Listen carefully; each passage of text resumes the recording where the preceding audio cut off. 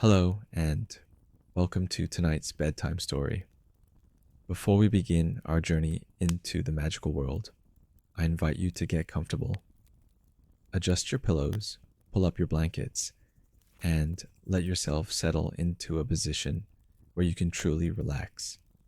This evening, we have a special tale for you, a story of love, friendship, and the quiet courage it takes to make difficult choices. Set during the darkest days of the wizarding world, we'll follow Harry, Hermione, and Ron as they navigate not only the dangers around them, but the complicated feelings within their hearts. Let the words wash over you like a warm tide. There's no need to stay awake for every detail. In fact, falling asleep is exactly what we hope you'll do. If you're enjoying these bedtime stories and haven't already, please take a moment to subscribe to the channel. Your support helps us create more peaceful tales to guide you into restful sleep. And if you find this story particularly soothing, a like would be wonderful too. Now let yourself breathe deeply, in and out. Let go of the day's worries. Let go of tomorrow's concerns. There's only this moment, this story, and the peaceful journey into dreams. Let us begin. Close your eyes and breathe deeply. Let yourself drift to a place where magic lives in the shadows of ancient trees, where three friends shelter from a world at war. The tent stood small and humble in the clearing, surrounded by protective enchantments that shimmered like morning dew. Inside, golden lamplight pooled on worn canvas walls, creating a space of warmth against the November cold outside. Harry sat by the small table, turning the golden snitch over and over in his fingers. The metal was cool and smooth, catching the light with each rotation. His mind wandered through corridors of thought, each one leading to the same quiet revelation that had been growing in his heart, like a flower opening to dawn. Hermione sat across from him, a heavy book open before her, but she wasn't reading. Her eyes followed the movement of his hands, and in the silence between them, something unspoken hummed like a chord waiting to be played. Outside, Ron gathered firewood, his footsteps crunching through frost-touched leaves. "Harry," Hermione said softly, her voice barely above a whisper. He looked up and their eyes met. In that moment, the tent seemed to hold its breath. "I know," he replied, just as quietly. They had been dancing around it for weeks now, little moments that lasted too long, hands that lingered when passing objects between them, the way she looked at him when she thought he wasn't watching, the way his heart quickened when she said his name. "We can't," she said, and there was such gentleness in her words that they held no sting. "I know that too," Harry answered. The lamp flickered, casting their shadows long and intertwined against the canvas. That night, as Ron slept in the other section of the tent, Harry lay on his camp bed staring at the ceiling. The fabric above him rippled slightly in an unfelt breeze, and he let his mind drift backward through time. He remembered Hermione at 11 years old, bossy and brilliant, announcing that he and Ron had dirt on their noses. He smiled at the memory. How small they had all been. How innocent the world had seemed, even with its dangers. He remembered her petrified in the hospital wing, clutching that mirror shard and the page about the basilisk. He remembered the fear that had gripped his chest, the desperate hope that she would wake. He remembered her time turner spinning, the way she'd grabbed his hand and pulled him through hours like wading through water. He remembered the Yule Ball when he'd seen her transformed, beautiful in her flowing gown, and felt something shift inside him that he'd been too young to name. He remembered her setting birds upon Ron, tears streaming down her face, and how he'd wanted to comfort her but hadn't known how. And now, here in this tent, hunted and afraid, he knew what that feeling was. It had grown slowly, like trees grow so gradually you don't notice until suddenly they tower above you, providing shelter from the storm. But love, Harry had learned, was not always about claiming what you felt. Sometimes love meant stepping back. Sometimes it meant choosing a different path, even when your heart pulled you forward. Because he knew something else too. He knew how Ron looked at Hermione when she wasn't watching, the same way Harry did. He knew the longing in his best friend's eyes, the hope that lived there, stubborn and enduring, despite Ron's insecurities and fears. Ron loved her, perhaps not as articulately as Harry might, perhaps not with the same quiet understanding, but deeply, fiercely, with his whole imperfect heart. And Hermione, Harry thought of the way she'd cried when Ron left, the way her face had lit up when he returned, the way she'd thrown her arms around him in the Chamber of Secrets, and again after he destroyed the locket. The tent was very quiet. Somewhere in the forest, an owl called out, its voice echoing through the trees. Morning came softly, as it always does in forests. The light filtered through the canvas in shades of gold and amber, and Harry woke to the smell of tea brewing. Hermione was already up, moving quietly so as not to wake Ron.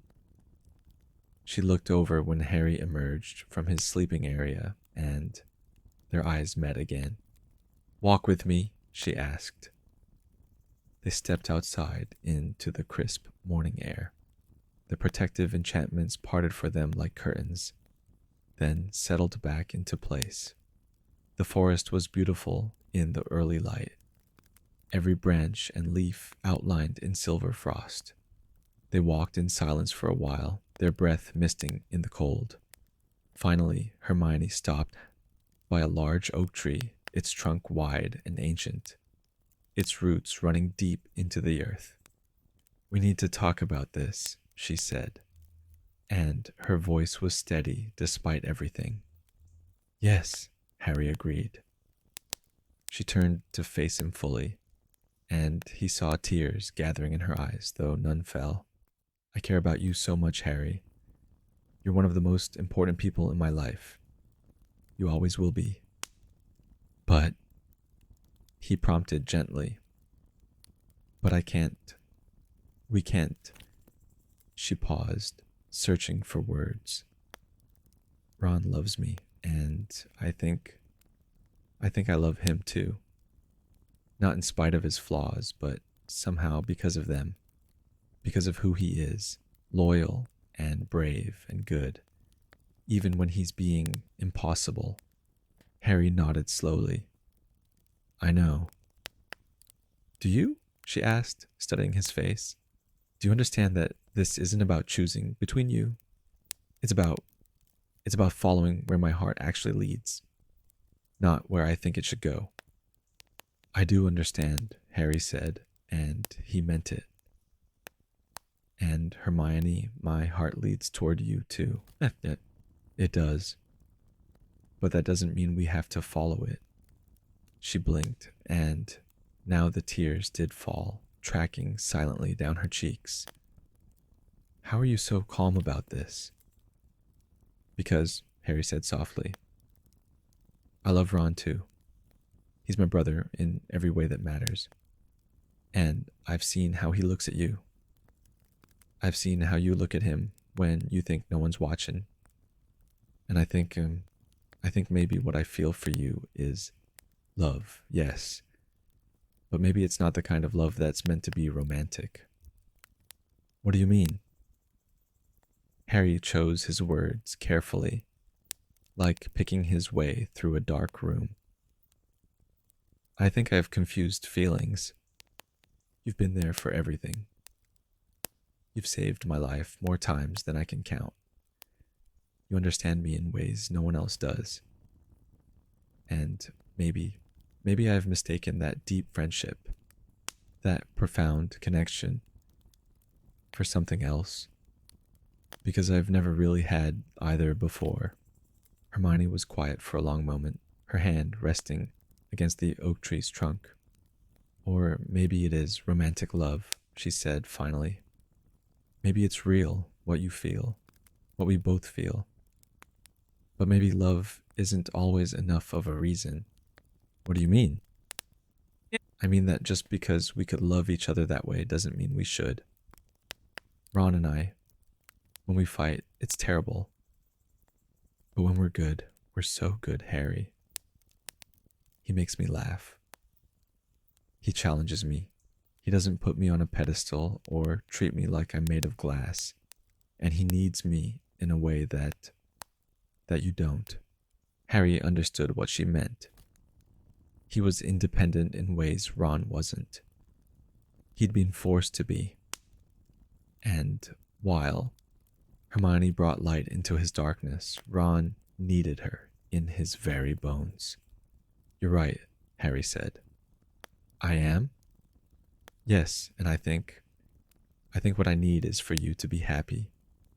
And for Ron to be happy. And I think you make each other happy in ways that matter more than this feeling between us. They stood together under the oak tree, and the morning light grew stronger around them, burning away the frost. That evening, after a quiet day of research and travel preparations, Harry asked Ron to step outside with him. Ron looked confused, but agreed, grabbing his jacket against the cold. They walked a little way from the tent until the golden light from its windows was just a glow behind them. Mate, Harry began, then stopped. How did you even start a conversation like this? Ron waited, patient for once. I need to tell you something, Harry tried again. About Hermione. Ron's whole body tensed. What about her?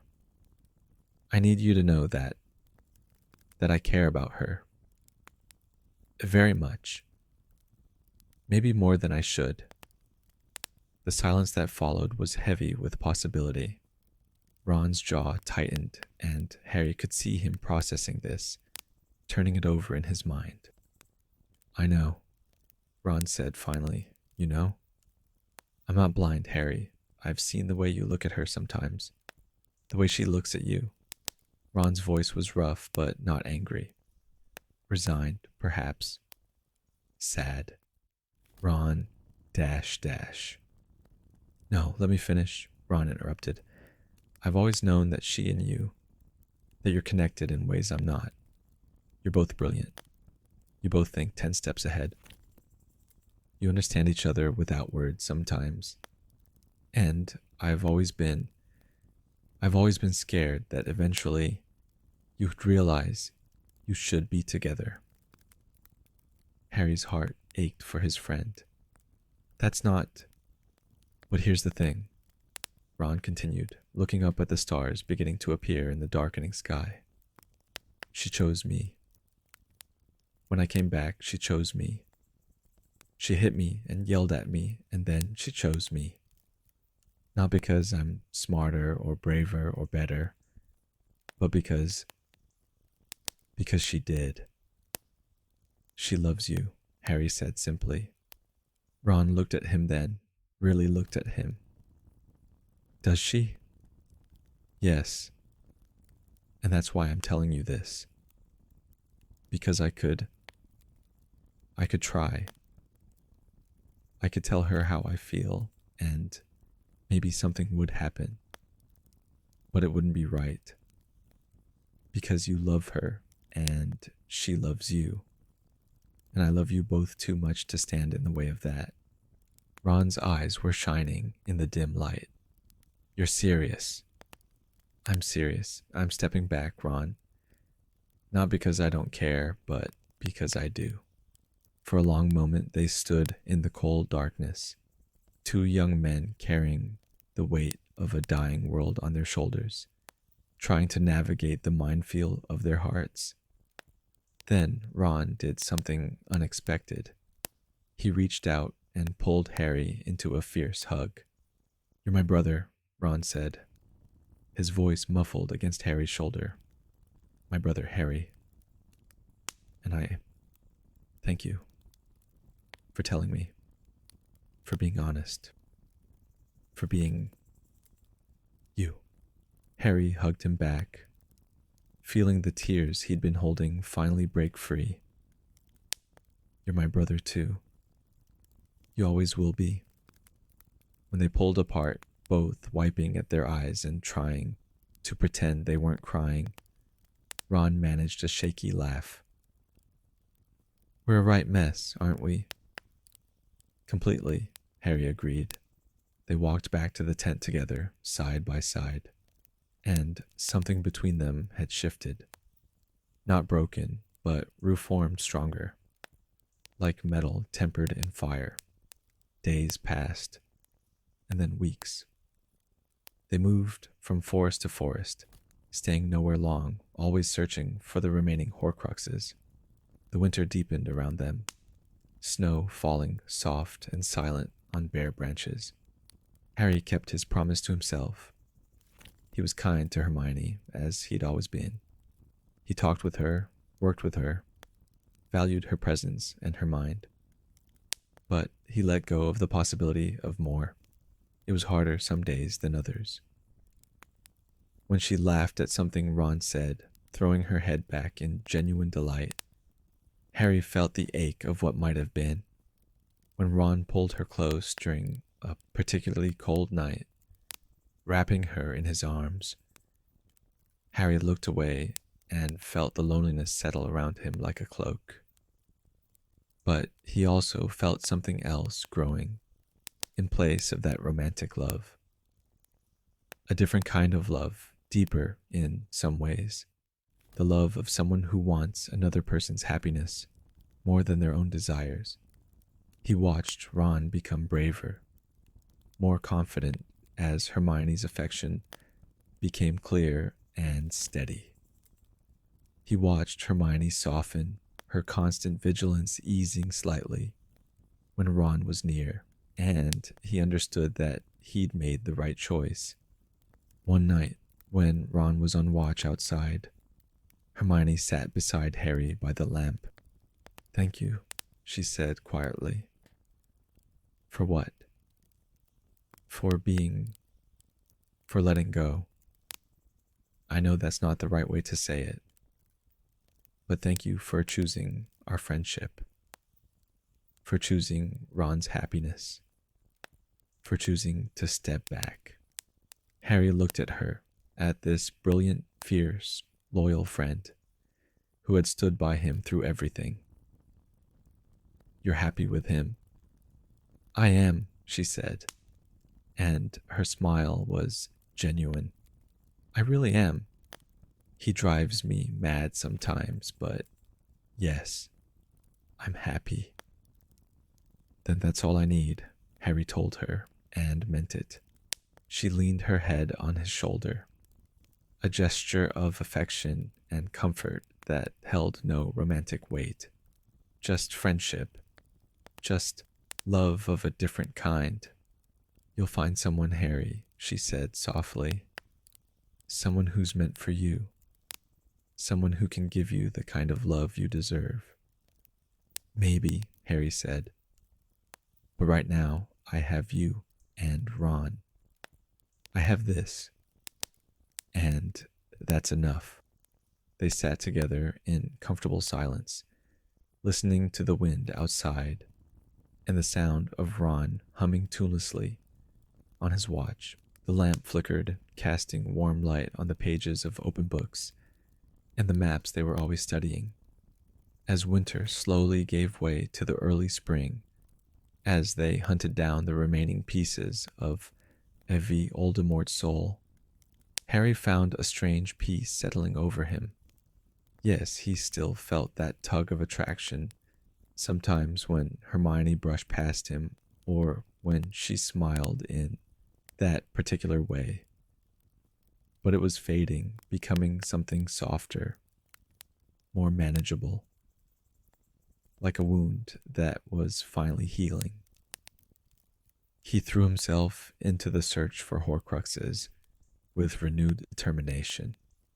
He listened to the radio every night for news of friends and loved ones. He practiced spells and strategies, preparing for the battles he knew were coming. And he watched Ron and Hermione's relationship deepen and grow, watched them navigate their arguments and reconciliations, watched them learn each other's rhythms and patterns.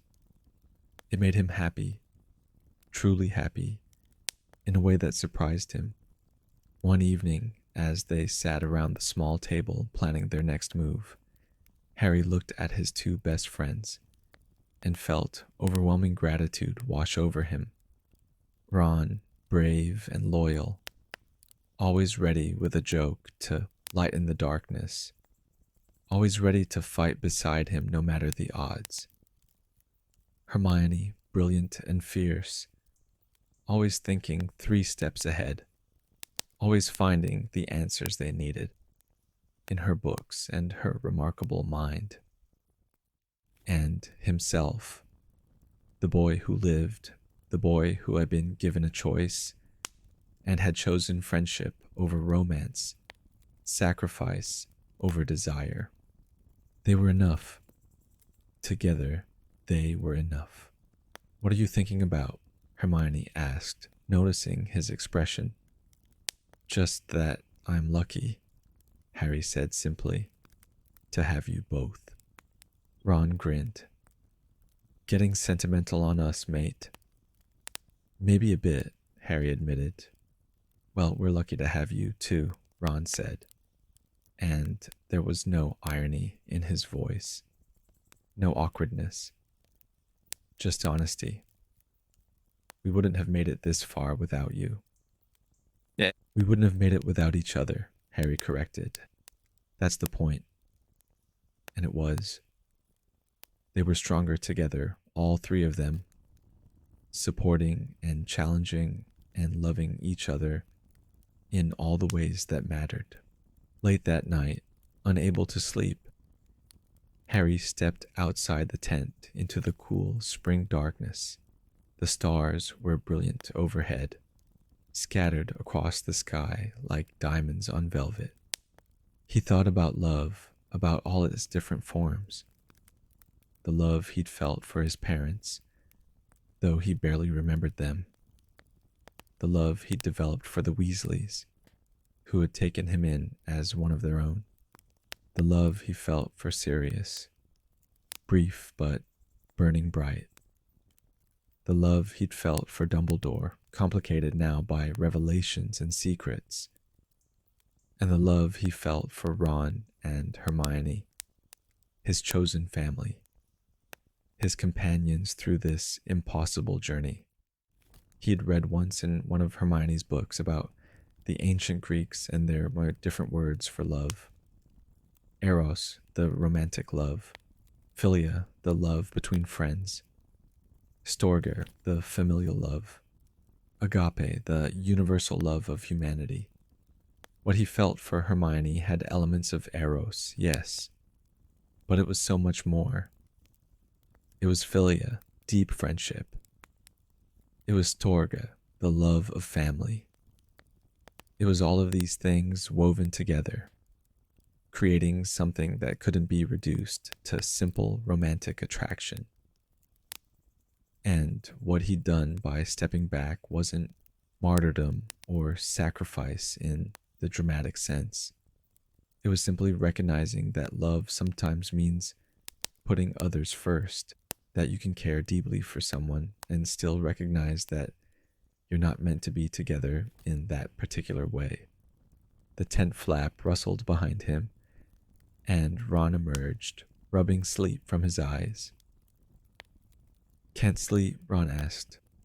Just thinking, Harry replied. Ron stood beside him, looking up at the stars. About Hermione? A bit about everything, really. Harry, Ron said slowly, I want you to know something. If you and Hermione, if you had gotten together instead, I would have understood. I would have been gutted, yeah, but I would have understood. Because you two make sense together in a lot of ways. But we make sense like this, Harry said. The three of us. Together, but not romantically. Just as we are.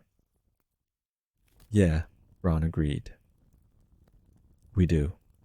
They stood in companionable silence, two friends who had been through hell together and were still standing. Do you think we'll make it? Ron asked quietly. Through all this, I mean. Do you think we'll win? Harry considered the question. The honest answer was that he didn't know.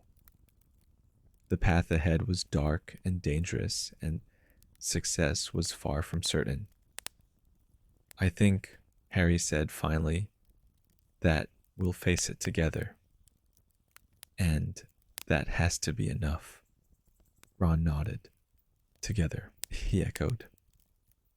They went back inside the tent together, back to warmth and light, and Hermione sleeping peacefully in her corner.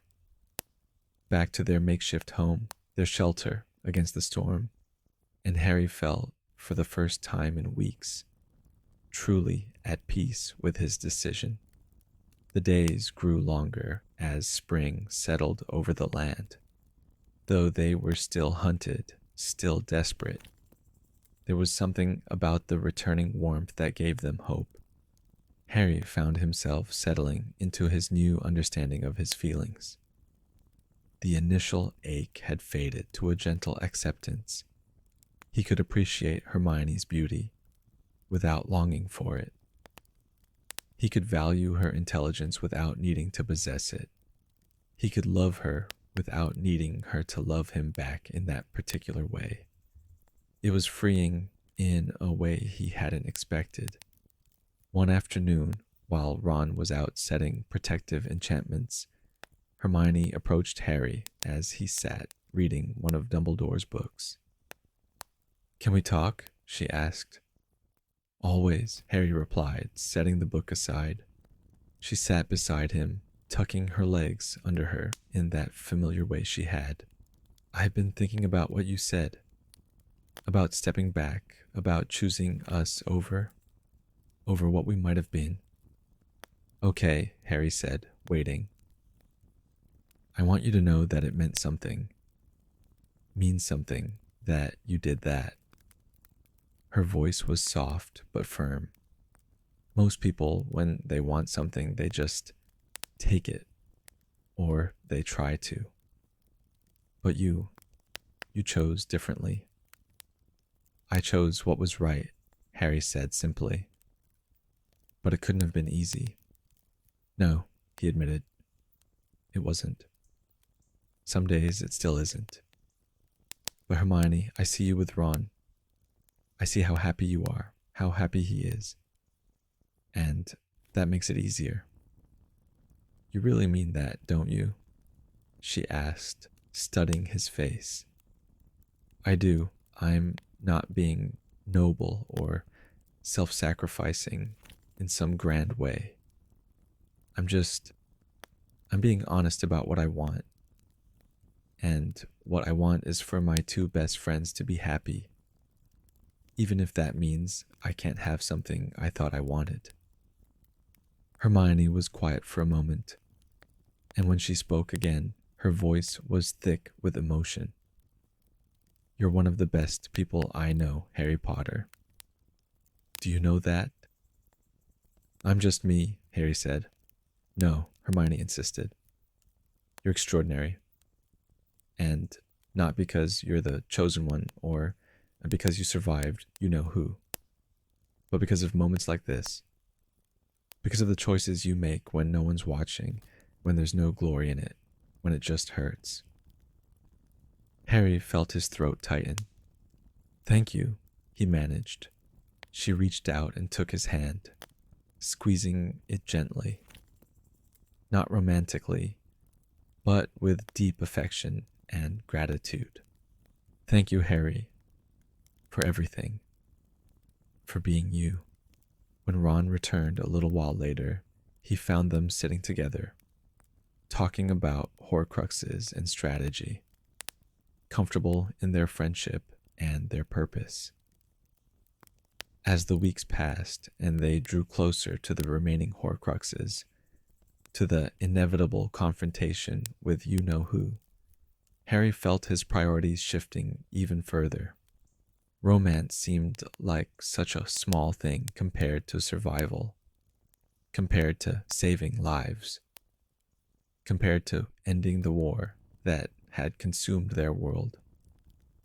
He had bigger things to think about than unrequited feelings or complicated love triangles. He had a destiny to face, a fate to meet. And he found that the peace he'd made with his feelings for Hermione gave him strength in other areas. He wasn't distracted by longing or jealousy. He could focus entirely on the task at hand. Ron and Hermione's relationship, far from being a source of pain, became a source of hope. If they could find happiness even in these dark times, even while hunted and afraid, then maybe there was something worth fighting for after all. One night, they broke into Gringotts. The next, they were fleeing on a dragon's back, soaring over the countryside in a scene so surreal that Harry had to laugh despite everything. And through it all, the three of them worked in perfect coordination. Harry's instinct and bravery, Ron's loyalty and courage, Hermione's intelligence and quick thinking. They were a complete unit, each one essential, each one irreplaceable. "We're going to win this," Ron said one evening, with such conviction that Harry almost believed him. "We are," Hermione agreed, leaning against Ron's shoulder. Harry looked at them, these two people he loved more than almost anyone else in the world, and felt certain that whatever happened, it would be worth it. Every sacrifice, every hardship, every moment of pain. Because this friendship, this bond, this love, was what he was fighting for. Not romantic love, but something deeper and more enduring. The love that held when everything else fell apart. The time came, as they always knew it would, to return to Hogwarts. To face you know who and his Death Eaters in one final battle. As they stood on the hill overlooking the castle, in the pale light of dawn, Harry felt the weight of everything pressing down on him. The prophecy, the Horcruxes, the life he was likely to lose before the day was done. He turned to Ron and Hermione, wanting to memorize their faces. These two people who had stood by him through everything. "Whatever happens," he began. "Don't," Hermione interrupted, her eyes shining with tears. "Don't say goodbye." "I have to," Harry insisted gently. "I have to tell you, you saved me, both of you.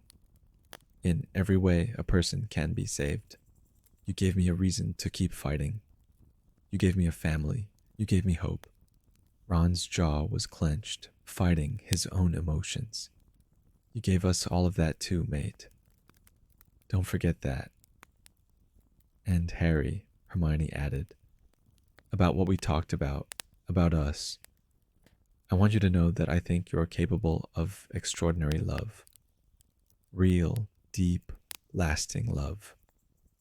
And someday, when this is all over, you're going to find someone who sees that, who sees you for exactly who you are.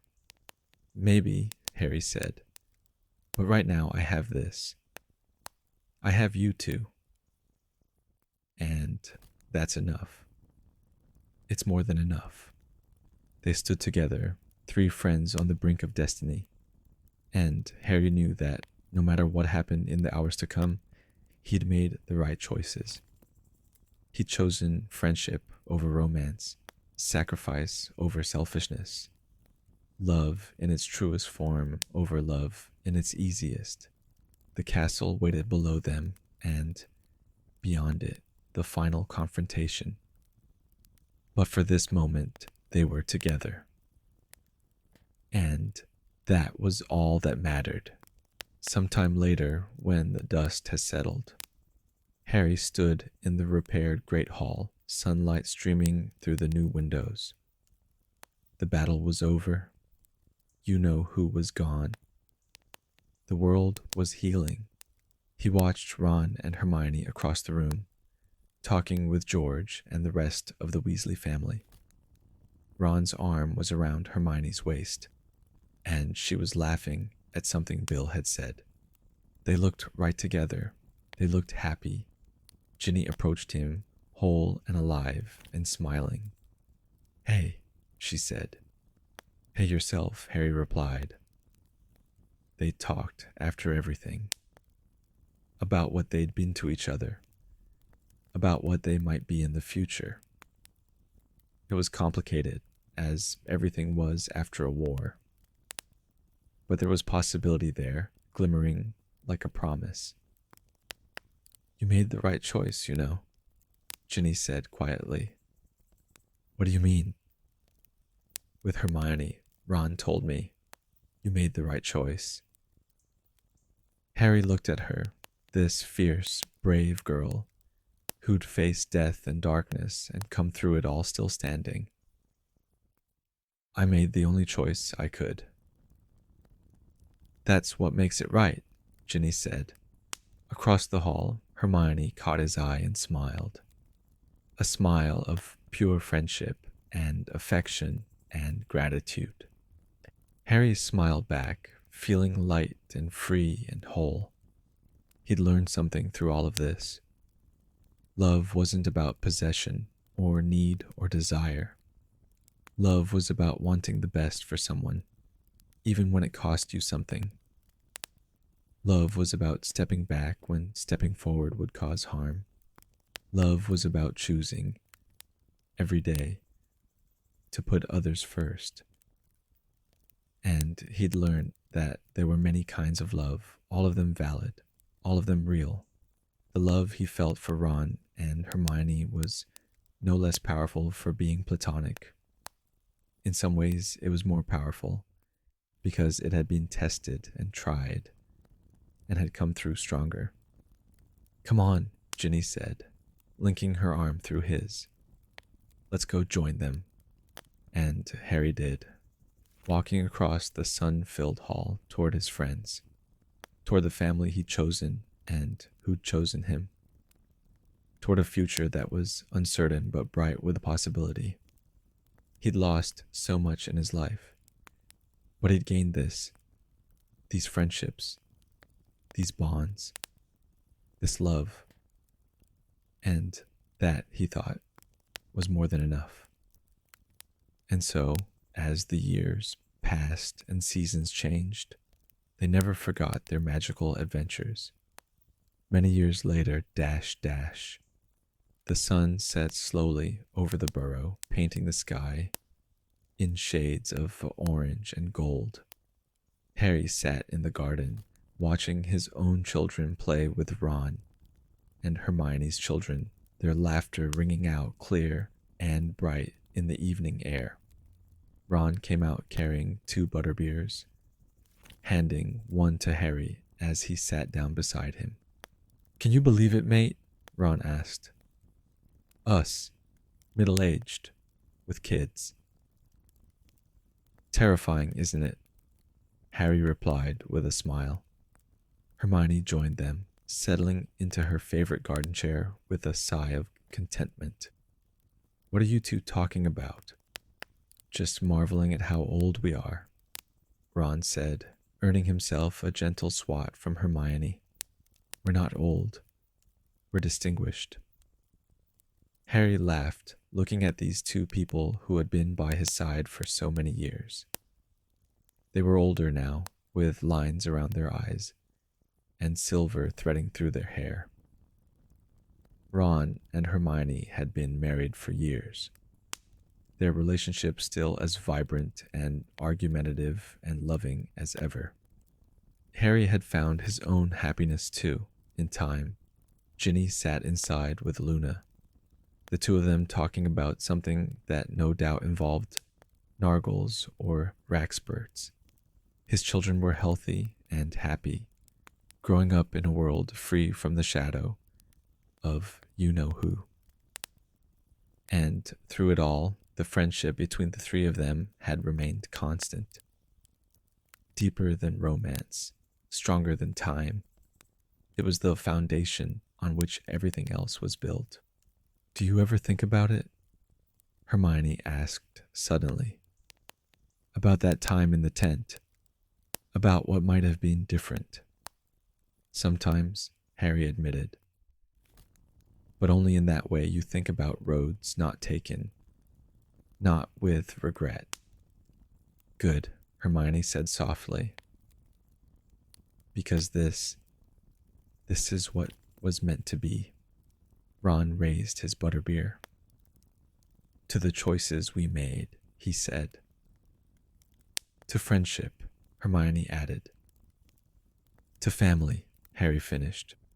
They clinked their bottles together as the sun sank lower and the stars began to appear, one by one, in the darkening sky. The children's laughter continued, a sound of pure joy and innocence. And Harry felt, as he often did in moments like these, profoundly grateful. Grateful for the choices he'd made. Grateful for the love he'd known.